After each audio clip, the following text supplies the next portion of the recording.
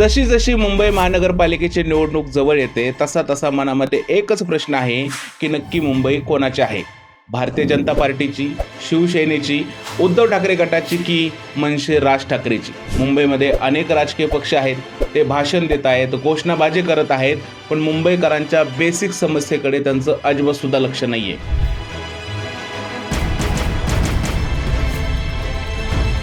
मुंबईच्या रस्त्यावरती खड्डे पडलेले आहेत, पब्लिक ट्रान्सपोर्टची बोंब झालेली आहे आणि लोकांना रोज त्रास सहन करावा लागत आहे.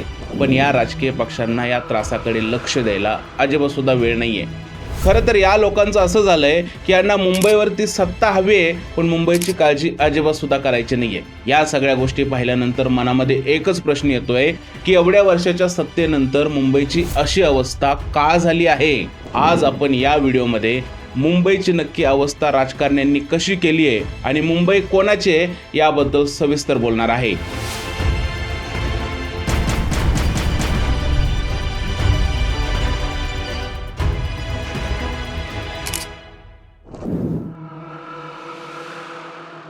मुंबई महानगरपालिका हे महाराष्ट्रातील सगळ्यात मोठी श्रीमंत संस्था आहे आणि हाच तिचा सगळ्यात मोठा राजकीय प्रश्न आहे. 2024 आणि 25 साली मुंबई महानगरपालिकेचं 59,000 कोटीपेक्षा जास्त बजेट होतं. हे बजेट काही छोट्या राज्यांपेक्षा कितीतरी पटीने जास्त आहे. त्यामुळे प्रत्येक राजकीय पक्ष मुंबईवरती सत्ता मिळवण्यासाठी धडपड करत असतो. त्यातील 31,000 कोटीपेक्षा जास्त म्हणजे 53% रक्कम ही भांडवली खर्चासाठी ठेवलेली आहे आणि याच गोष्टीकडे सगळ्यांच्या नजर आहेत. भांडवली खर्चासाठी ठेवलेल्या पैशातून रस्ते, पूल, सांडपाणी व्यवस्थापन एवढे मोठमोठे प्रकल्प उभा राहतात.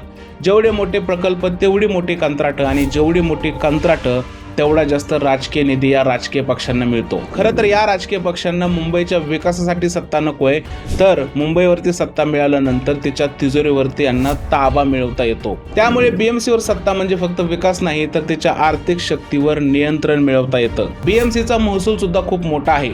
मालमत्ता कर असेल, पाणी असेल, सांडपाणी व्यवस्थापन असेल, यातून अब्जावधी रुपये बीएमसीला मिळत आहेत. फक्त पाणी आणि सांडपाणी शुल्कातून 2025-26 साली बीएमसीला 2300 कोटीपेक्षा जास्त रक्कम मिळणं अपेक्षित आहे. एवढंच काही तर 2011 पासून प्रीमियर एफएसआय मधून बीएमसीला 40,000 कोटी रुपये मिळालेले आहेत. म्हणजे मुंबईमध्ये जेवढी मोठमोठी बांधकामं होतात त्यातून सगळ्यात जास्त फायदा बीएमसीचा होत आहे. महाराष्ट्राचं मुख्यमंत्रीपद जेवढं मोठं आहे तेवढंच बीएमसीचं राजकारण सुद्धा या राजकीय पक्षांसाठी खूप महत्त्वाचं आहे. कारण बीएमसीच्या राजकारणातूनच त्यांना राजकीय निधी, कंत्राटातून पैसे आणि त्यांच्या हातात एक मोठी तिजोरी मिळत आहे. त्यामुळे जेवढं मुख्यमंत्री पदासाठी हे लोक धडपड करतात तेवढीच धडपड बीएमसीच्या निवडणुकीसाठी करत आहेत.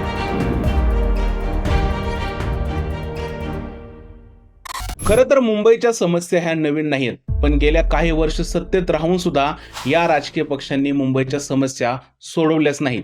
गेल्या 25 वर्षापासून मुंबई महानगरपालिकेवर शिवसेना आणि भाजपाची सत्ता आहे, तरी सुद्धा त्यांना मुंबईच्या समस्या सोडवताच आलेल्या नाहीयेत. मुंबई महानगरपालिकेची आर्थिक क्षमता प्रचंड मोठी आहे, पण या आर्थिक क्षमतेचा वापर कंत्राटदारासाठी आणि राजकीय पक्षांसाठी केला जातोय असा आरोपच यांच्यावरती होत आहे. गेल्या काही दिवसापासून मुंबईमध्ये जे कंत्राट दिले जात आहेत त्याच्या किमती भरगच्च वाढलेल्या आहेत. 2010 ते 12 या दरम्यान कंत्राटदारांना जे पैसे दिले जात आहेत त्यांच्या किमतीमध्ये भयंकर वाढ झालेली आहे. ज्या कामासाठी 3,500 कोटी रुपये लागत होते त्या कामासाठी जवळजवळ 5,700 कोटीपेक्षा जास्त रक्कम खर्च करण्यात येत आहे. आणि याला कारण दिलं जात आहे की वेळेनुसार वाढणारी महागाई, त्यामुळे वाढलेला खर्च. पण खरं सांगायचं म्हणलं तर फक्त पैशाची आकडेवारी वाढलेली आहे, कामाचा दर्जा अजिबात सुद्धा सुधारलेला नाहीये. रस्ते असो, सांडपाण्याचे प्रकल्प असो किंवा जलनिसारण प्रकल्प असो, यामध्ये खूप मोठा भ्रष्टाचार या कंत्राटदार लोकांनी केलेला आहे आणि या सगळ्यांना राजकीय पाठबळ सुद्धा आहे. मुंबईची वार्षिक समस्या म्हणजे रस्त्यावरील खड्डे.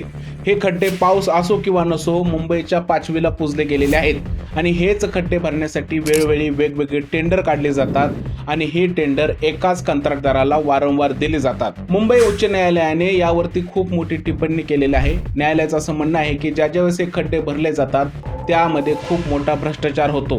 कंत्राटदाराकडून या पैशाची वसुली करण्याचे आदेश सुद्धा न्यायालयाने दिले होते, पण तरी सुद्धा तेच कंत्राटदार परत तीच टेंडर भरतात आणि त्यांनाच कामं मिळतात आणि मुंबईच्या खड्ड्याची समस्या अशीच राहते. न्यायालयाच्या हे सुद्धा निदर्शनात आलं होतं की खड्डे भरताना त्यामध्ये ढिसाळ मटेरियल वापरण्यात आलं होतं, त्यामुळे या खड्ड्यांची लाईफ अजून जास्त कमी होत आहे। रस्त्यावरती खड्डे असल्यामुळे अनेक जीवघेणे अपघात सुद्धा होत आहेत आणि निष्पाप जनतेचा मात्र यामुळे बळी जात आहे। यानंतरची सगळ्यात मोठी समस्या आहे ती म्हणजे मुंबईचं पब्लिक ट्रान्सपोर्ट। खरं तर मुंबईसारख्या गजबजलेल्या शहरामध्ये पब्लिक ट्रान्सपोर्टची सोय चांगली हवी, पण तसं अजिबात सुद्धा होताना दिसत नाहीये। लोकलला मुंबईची जीवनवाहिनी म्हटलं जातं, पण याच लोकलमधून पडून जवळजवळ 51,800 पेक्षा जास्त लोकांचा मृत्यू झालेला आहे आणि हे सगळं मागच्या फक्त 20 वर्षामध्ये झालेलं आहे। त्याचबरोबर लोकलची क्षमता 2000 लोकांना एका वेळेस वाहून नेण्याची आहे, पण त्याच लोकलमधून 4000 लोक प्रवास करत आहेत। खरं तर त्या लोकलमध्ये प्रवास करताना लोकांना जीव मुठीत धरून प्रवास करावा लागत आहे। लोकलपेक्षा बेस्टची अवस्था पण काही चांगली नाहीये। बेस्टच्या बसची स्थिती एकदम ढिसाळ झालेली आहे, त्याचं मेंटेनन्स व्यवस्थित केलं जात नाहीये आणि नवीन बसची खरेदी सुद्धा होत नाहीये। त्यामुळे पब्लिक ट्रान्सपोर्टची बोंबाबोंब मुंबईमध्ये सध्या सुरू आहे। काही तज्ज्ञांनी असं सुचवलं होतं की बेस्टचा अर्थसंकल्प बीएमसीच्या मुख्य अर्थसंकल्पामध्ये सहभागी करावा, पण यांनी असं अजिबात सुद्धा केलं नाहीये। कारण जर का सरकारी पब्लिक ट्रान्सपोर्ट चांगलं झालं तर कंत्राटमधून मिळणारे पैसे यांना मिळणार नाहीत, म्हणून या लोकांनी त्याकडे लक्ष अजिबात सुद्धा दिलं नाहीये। पुढची मोठी समस्या मुंबईमध्ये निर्माण झाली आहे ती म्हणजे ट्रॅफिकची। लोकांना आपल्या नोकरीसाठी घराच्या बाहेर पडायला लागतंय, वेगळ्या पर्सनल कामासाठी घराच्या बाहेर पडायला लागतंय, पण एकदा का लोक रस्त्यावरती आली की त्यांना तासोन तास ट्रॅफिकच्या लाईनमध्ये उभा राहावं लागत आहे। बरेच मुंबईमध्ये घडगंज श्रीमंत लोक आहेत, त्यामुळे ते स्वतःच्या 4 चाक्या गाड्या घेऊन रस्त्यावरती बाहेर पडत आहेत। पब्लिक ट्रान्सपोर्टचा अजिबात सुद्धा वापर करत नाहीयेत। खरं तर पब्लिक ट्रान्सपोर्टचा त्यांनी वापर करायचं ठरवलं तरी सुद्धा मुंबईचं पब्लिक ट्रान्सपोर्ट अजिबात सुद्धा चांगलं नाहीये। त्यामुळे ते स्वतःच्या व्हेकल घेऊन बाहेर पडतात आणि स्वतःच्या गाड्या घेऊन बाहेर पडलं की तासन तास त्यांना लाईन मध्ये उभा राहायला लागत आहे। बऱ्याच लोकांचा ट्रॅफिक मध्ये अडकून जीव सुद्धा गेलेला आहे, कारण ॲम्ब्युलन्सला सुद्धा बाहेर निघायला रस्ता मिळत नाहीये। एका बाजूला मुंबईमध्ये टोलेजंग इमारती उभ्या आहेत तर दुसऱ्या बाजूला मुंबईमध्ये झोपडपट्टी आहे। या झोपडपट्टीच्या बाजूला कचऱ्याचा प्रश्न आहे, पाण्याचा प्रश्न आहे, सांडपाण्याचा प्रश्न आहे, टॉयलेटचा प्रश्न आहे आणि एवढ्या सगळ्या प्रश्नामध्ये गरीब माणूस मुंबईमध्ये जगत आहे। इमारतीमध्ये 2 लोकांसाठी 600 स्क्वेअर फूटचं घर आहे, पण चाळीमध्ये 4x4च्या रूममध्ये 5 ते 6 लोक राहत आहेत। त्यांना बेसिक सुविधा सुद्धा मिळत नाहीत। त्या ठिकाणी मच्छरांचं प्रमाण एवढ्या मोठ्या प्रमाणावर आहे की लोक आजारी पडत आहेत। म्हणजे एका बाजूला श्रीमंत मुंबई आहे तर एका बाजूला गरीब मुंबई आहे आणि याकडे बीएमसीचं अजिबात सुद्धा लक्ष नाहीये। खरं तर झोपडपट्टीवाल्यांचं योग्य ते पुनर्वसन केलं नाहीये, त्यांना योग्य तशी घरं बांधून दिली नाहीत, त्यामुळे त्यांना अशा अनेक अडचणींचा सामना करावा लागत आहे। आणि म्हणूनच मुंबईची समस्या म्हणजे फक्त रस्ता, पाणी आणि ट्रॅफिक नाही, तर राजकारण्यांनी सत्तेच्या लालसेपोटी जी मुंबईची वाट लावलेली आहे ही सगळ्यात मोठी समस्या आहे।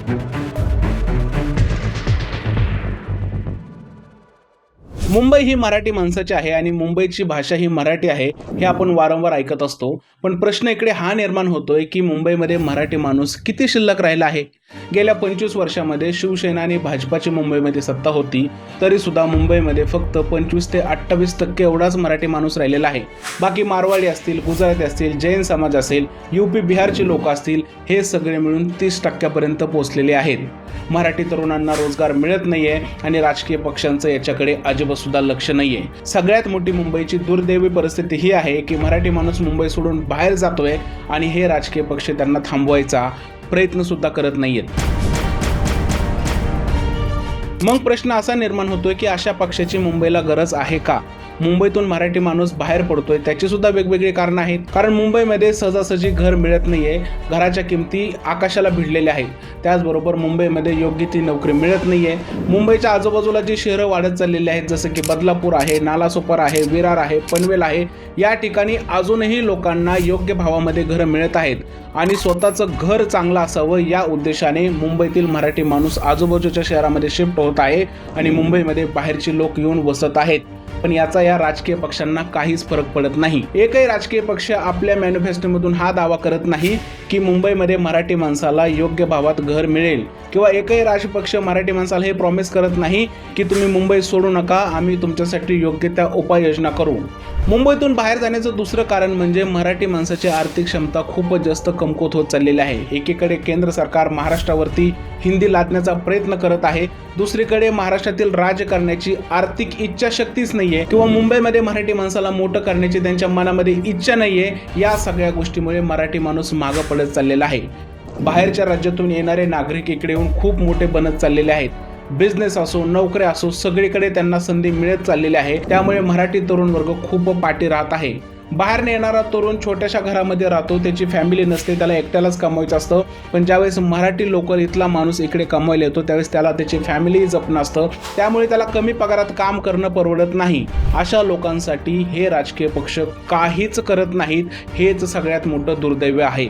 एवढं सगळं होत असताना काही राजकीय पक्ष जसे की मनसे असेल किंवा शिवसेना उद्धव ठाकरे गट असेल हे मराठी माणसाच्या अस्मितेसाठी लढताना दिसत आहेत. मराठी भाषा टिकून राहिली पाहिजे यासाठी हे दोन पक्ष प्रयत्न करताना दिसत आहेत. पण त्यांचे प्रयत्न अजूनपर्यंत जमिनीवर दिसत नाहीयेत, कारण मुंबईतील मराठी माणूस अक्षरशः बाहेर पडला आहे.